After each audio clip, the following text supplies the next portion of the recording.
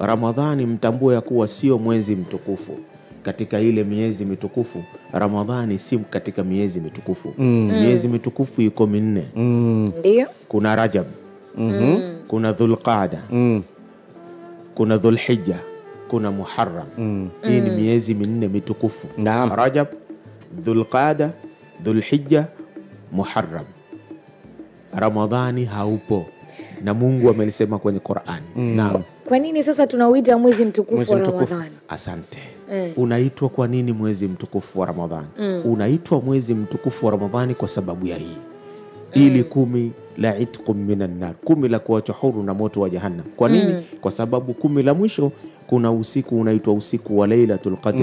Na ndio Mwenyezi Mungu ameeleza ndani ya Al-Qur'an Al-Karim katika surati Al-Baqara, shahru ramadhana alladhi unzila fihi al-Qur'an. Yani huu mwezi wa Ramadhani umekuwa na utukufu kwa sababu umeteremshwa ndani yake nini? Qur'an.